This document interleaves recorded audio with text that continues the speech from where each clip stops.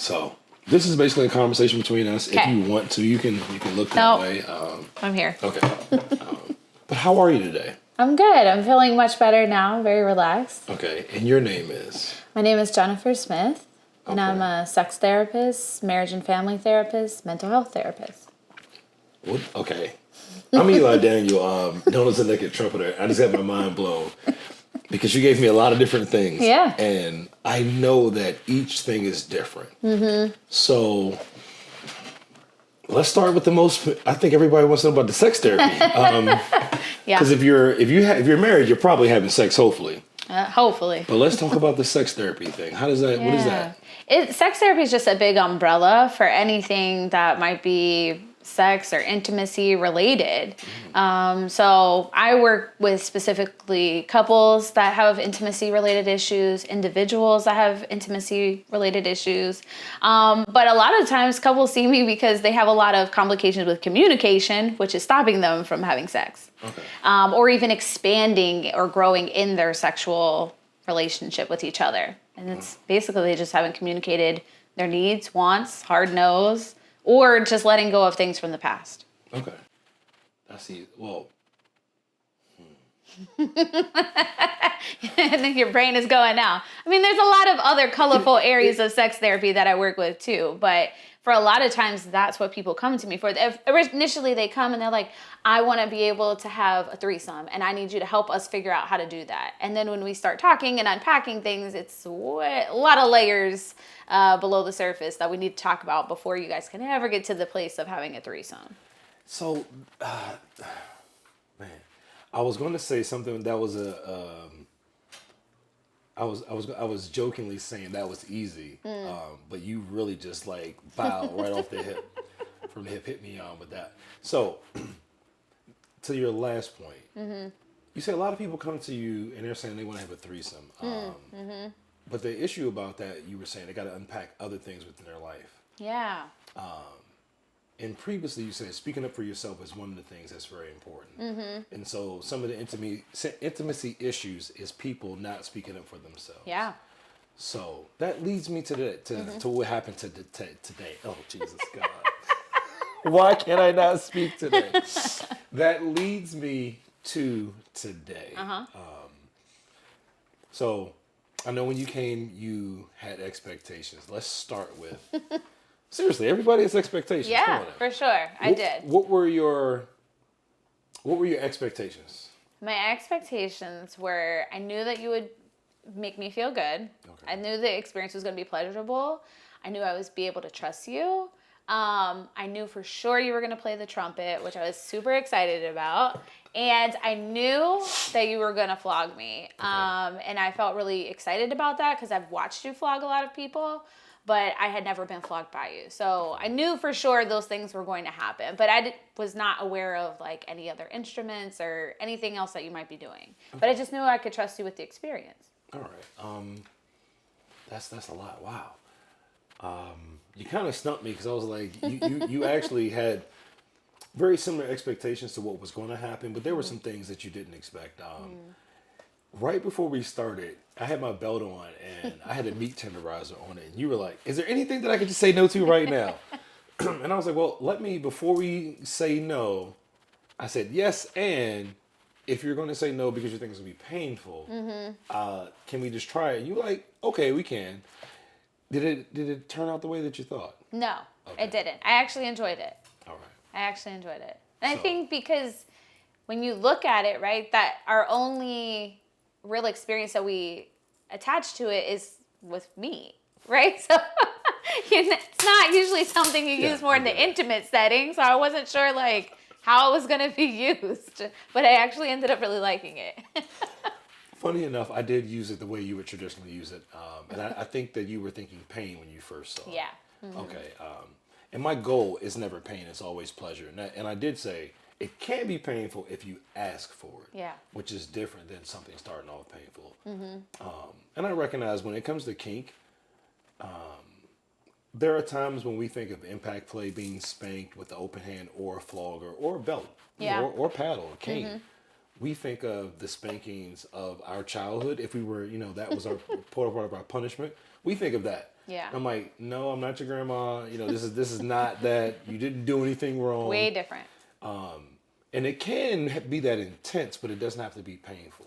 So thank you for allowing me to, you know, trust in your physical body, your emotional body to in my hands. So how did we get here? And the reason I asked that is, what made you say yes? Because you know, yes is about I trust you to do these things, and you already stated that. But what was like, oh, this human can put their hands on me. Respectfully, of course. Yeah, I mean, when I saw you at Exotica, I had never seen anyone play an instrument to the body like you did, and I was like, "Ooh, this is super intriguing." And I was like, and I love music, and I love the way that my body feels when I listen to music or when I dance to music. So I was like, "Well, I feel like would just take it up a notch." So I was intrigued. And then obviously I've watched you vlog people and I've seen your videos and I was like, wow, like he just looks so connected. Okay. And that was attractive to me because I feel like sometimes we see people do those things, but they're doing it for the experience or doing it for money, not as connected or in the moment as you do. And so for me, that was like really exciting. Thank you. That's interesting. And I do approach it that way. Someone asked me, because they call it a performance, and I tell people, even when I'm playing trumpet, I'm not really performing. I'm playing trumpet for myself. You just happen to be listening. And so when you connect with someone, you're connecting with the person. So when I'm flogging you or when I'm connecting with your body, it's actually, how do you feel? That's what I say, well, how are you feeling today? You're like, oh, I only got pain right here. And I was like, okay, well, we're going to deal with that pain first, and then we'll move into session. Yeah. But it's actually... Kink, and I think I told you when I met you, kink is nothing but communication. It just manifests with floggers, with hands, paddles, and different implements because we talked about it. We were like, well, what do you like? Yeah. What are you open to? And because there's consent that's happening that is based upon these parameters. These are my hard no's. These are my yeses. As long as you stay on the yes side, we can do all those things. And so kink to me is a deeper level of communication because it's not easy. And I was telling my partner this other day. I have a smell fetish. I love smell. I me love too. perfume. And people say they don't. I was like, do you wear perfume and cologne? And once you say yes, or you wear a balm or a deodorant because it smells a way, I'm like, you know what this is. You're excited about this smell. Yes. Or you wouldn't put it on. Because when Right. something stinks, you stay away from it. So I was like, hey, listen, do me a favor. When you get undressed, give me all your clothes. I'll take care of it. And she looked at me. I was like, but when you're able to tell someone, hey, listen, Yeah. I'm going to smell your articles of clothing because it turns me on. You're able to not sneak around Right. and do something that is actually innocent and look like you're doing something crazy. Absolutely. When you're like, oh, I'm just going to smell your underwear. You're like, oh, okay, that makes sense. Everyone does that. Like we watch movies.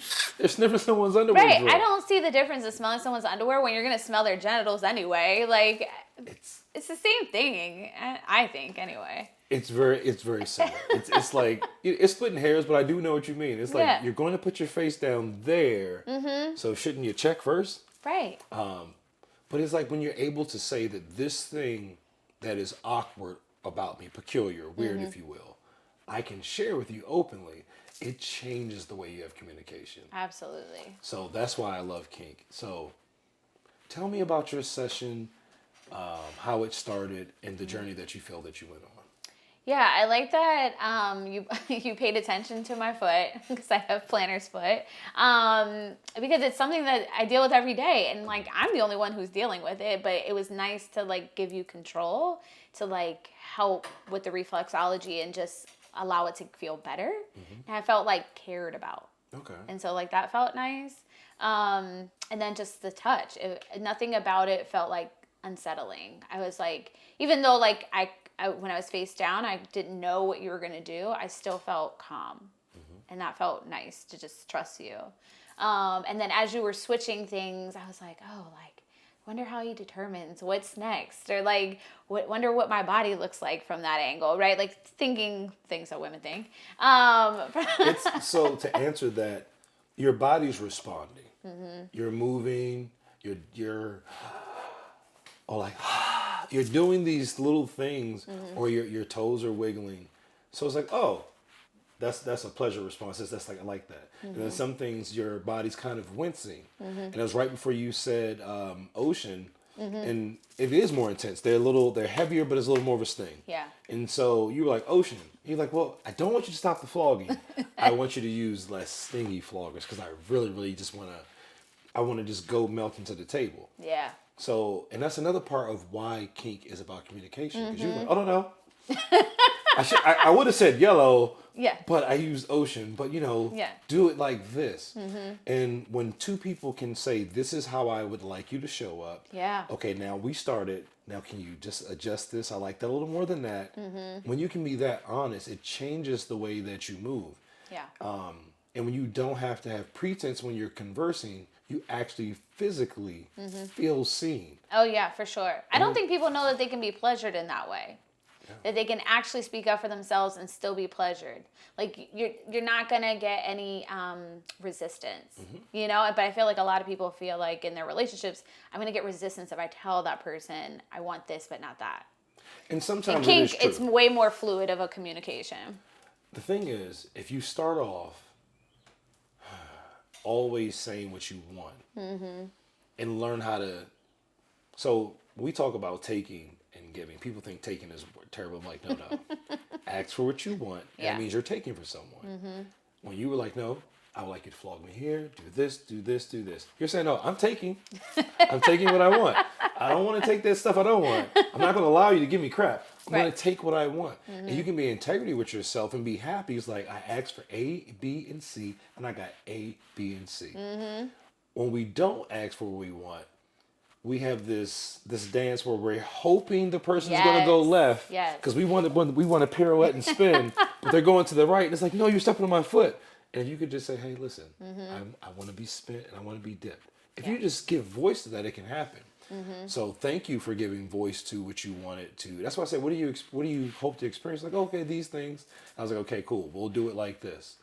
So responding to your body is important because that's the nonverbal part of the communication. Yeah. Like when we're talking, once you start doing like this, it's like, oh, they're checking out. Yeah. Or maybe they're like bored, something. But when a person is leaning forward or they're openly engaged, you're like, oh.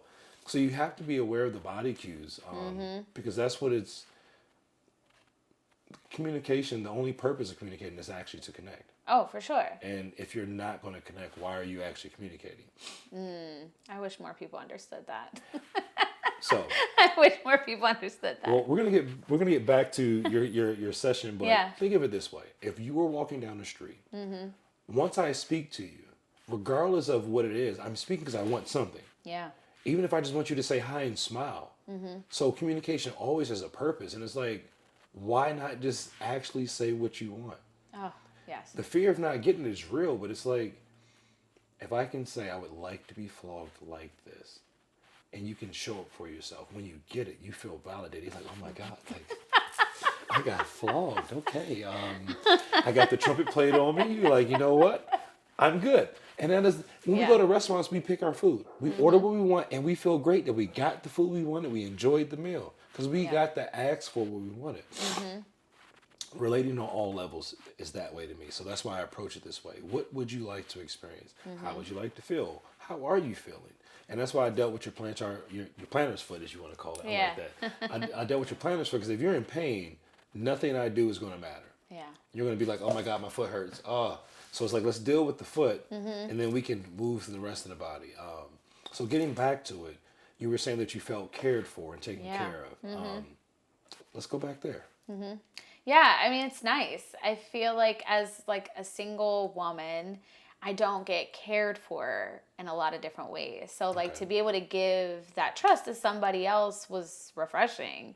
Something that I enjoy doing when I have the opportunity to do it. So it felt nice, even if it was for a long time or a brief time. It just felt really nice to be able to give that to you today. Okay, and we were talking about one-way touch. Yeah.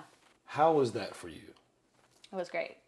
So took all the pressure off. Like I could just be there. I was just there, and and I knew that you're gonna meet my needs. And for people that don't know what I mean when I say one-way touch, how would you describe it? And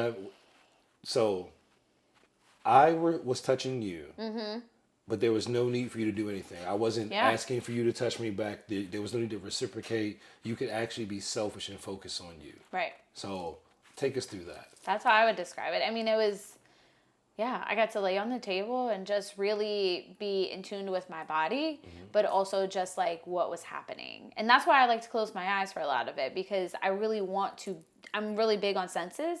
So I wanted to be able to smell the room. I wanted to be able to feel all the floggers. I wanted to feel the leather on my skin. I wanted to feel every hit and just be like in tune with how it felt. Okay. So for me, it was great to have you touch me as well, because it was the contrast of both, and also still feeling cared about in the midst of it, of like, I'm still here. It's okay. You can still be calm. You know, like, and the contrast does a lot for me, because I am big on touch. Okay. So it felt really nice to just I didn't have to do anything, but just enjoy myself. And that in itself is like, that's a celebration for me, because I don't get to do that very often. What's another benefit of, because we were talking about it in session, a one-way touch. Yeah. So for me, it allows me, if when someone is, I don't have to worry about them. I'm not worried about how you feel. Do you like this? I can actually be like, because like you said, you asked for this and you got that. Yeah. So it allows me to be selfish, but it allows me to feel like my ask was validated, like that the thing that I need, it's okay to say I need this and get it. So can you explain that to people that would be like, well, why is one-way touch important? Why is it important to have someone touch you without reciprocating? I think it's important to listen to, I think like listening is a big part of that. I think it's important for you to be able to listen to whomever you're touching and really understand what it is that they're needing in that moment. Okay. But also to get to know their body and really understand it. And especially if you're in a sexual relationship with somebody, you want to be able to understand their body and all the functions of it. I think that's really personal and important. Okay. But I think like the one-way touch is important too, because it just like allows you to feel connected. I love that connection, you know? I think that's really important for people to understand. Okay. Yeah. So how would you, if you had to, explain to a girlfriend or anyone for that matter, why they should, because there's always a level of fear when we're introducing something that's new. We're like, well, why would I do that? So how would you explain the why someone should, or why did you, okay, what was that like? What is the barriers that people, something that you could say to help remove barriers in someone's life that you know? Oh, I am that friend. I am that friend all the time of all the things they should try. I am that friend because I want to encourage people to think outside what they already know. Right? Like I try to push myself into new experiences, even though I've been in the lifestyle for a long time, and I've done a lot of different things. This is still something I hadn't done. Okay. Like just being able to trust somebody who I only met once with my body, with this experience, right? But also in a new experience of like other things that I just hadn't explored. And so it's for me, it's about still continuing to grow within your sexuality of trying things. And so my why is continue to grow and evolve into like who you are as a sexual being, but also as a person. You're not going to know what you like until you try something. I agree. And then for my friends who are, don't have partners, the touch is so important. We all need embraced. We all need to be touched. We all need to be feeling connected to people. And so if they don't have a partner, I would encourage them to have one-way touch where they are able to engage and have that time of connectedness and just be able to feel cared about and have their body feel some pleasure, because that's okay too. I like that. Everybody's body deserves to be pleasured, no matter if you have a partner or not. So do you have any questions as the producer over there? I just want to make sure that I have touched everything. Snap, no, I was just thinking that this was a beautiful interview. Oh, thank you. Well, thank you so much. It generally goes a little differently in different ways, because I try not to lead it. I just ask questions, and I really want people to speak from their heart and their experience. So we talked about what you thought about before, and we have talked about some of the during things. So the aftermath of everything, because this is the after session confession, but the aftermath of it, how are you physically feeling? We're about 30 minutes removed from the session. How are you feeling after, at this point? Still very relaxed. Okay. Still really relaxed, and also just feeling like a calmness. I've had a lot going on, so I had some like anxiety still in my body getting here, and like throughout the session it just got less and less, and now I don't feel any anxiety in my body. So awesome. So it feels really good. It feels very nice. I could have gone a whole another hour. Like it's just so relaxing to be flogged for me. So I was just like, oh my God, this feels so nice. Well, that's what's up. I'm glad you enjoyed it. Yeah. What's it like for you to flog or even do a session with somebody and you're just meeting them for the first time, or like you haven't really spent any time with them? Like, what's that experience like for you? So it's exciting, and it's I take each experience as a learning experience, because everybody's humanness is different in the way they express it. So my ultimate goal is to find a way to connect so that you can feel okay to say, hey, listen, I'd like it if you touch me right here, or this is my kink, or this really gets me off. I want to find ways to put people at ease, because at the end of the day, I get the same thing, the feeling of connection that you have, I have the same feeling. Okay. And as human beings, we thrive in social settings. We thrive from connections. So as a person that I know what I like, I don't have to pretend. So when someone is on the fence, they're like, and it's like, boom, the light bulb goes off. They're like, I love this. That feels good for me. I used to be a school teacher. So whenever the light bulb goes off, it's like, I knew you liked it. So now when I see people become liberated, because that's what I call it. Yeah. Oh, for sure. When they become liberated in their body, and they can say, I had a scene partner, and every time that we've seen, they're able to articulate something different that they like. And they're like, oh my God, I loved it when you did this. I need you to flog me right here. I need that.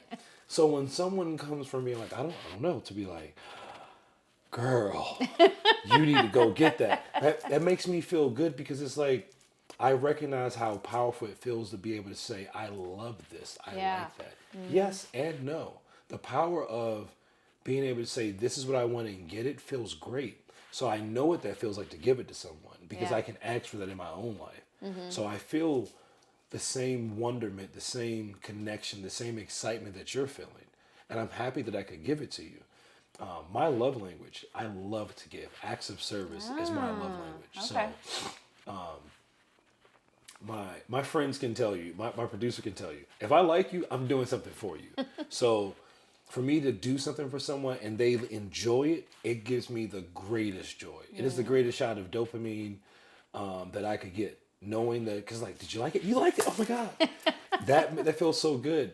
So for me, I get that feeling of joy every time I work with someone, and they're like, I've never done this before. And it's like, okay, well, like when I met your friend at Exotica. Yeah. She was extremely nervous. I said, we're already kinky. She said, how are you? And we were just talking. I was like, you told me all the things that you're open to and that you're not open to. I said, those are hard and soft limits. We're just negotiating. Yeah. And she was like, well, I guess we are.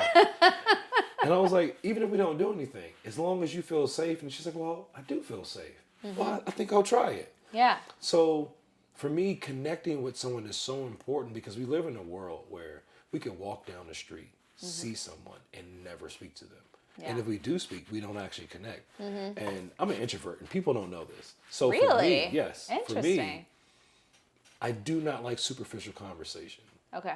If I actually say, how are you? You want to engage. I'm actually asking, how are you? And I'm just giving you the container to give me an honest answer. Yeah. If I say, how are you feeling? And if it's terrible, I ask the question. So I'm setting the container for you to honestly tell me. Because if I don't want to know, guess what I'm going to do? I'm not going to say anything. Right. Because why would I waste words? So for me, engaging with people is important. Because when I grew up isolated. I grew up by myself. I played trumpet ad nauseum, literally all day, every day. Wow. So my friends let us go outside like, I got to practice. I'll catch up with y'all later. And so instead of going out on dates, I went and played on the street. It was fun for me. So I spent a lot of time reading. Most of my hobbies are self. I don't need someone to read. I don't need somebody to practice. Right. And when I've made an album years ago. I played every instrument on the album. I didn't need anybody. So it's like, I do a lot of things that are self things. So when I get a chance to connect with people, I really, truly want to connect. And so that's why working with people for me is awesome, because I get to actually genuinely connect with people. Right. In the same way you're like, but I feel safe and I'm excited. I'm like, that feeling is so important. Yeah. Because we live in a world where honestly everybody doesn't feel safe. So we're going to talk, and to not have a superficial conversation, you actually have to feel safe to talk about yourself. 100%. So I take that talking just as serious as touching. So to me, all things are the same. They just manifest differently. Whether we are talking, whether I'm touching you, or it's something else. If the conversation is trash, nothing else is going to manifest. No. So if we can't connect through conversation, we're never going to connect anything else. And so because I believe kink and communication are the same, Yeah. they just manifest differently.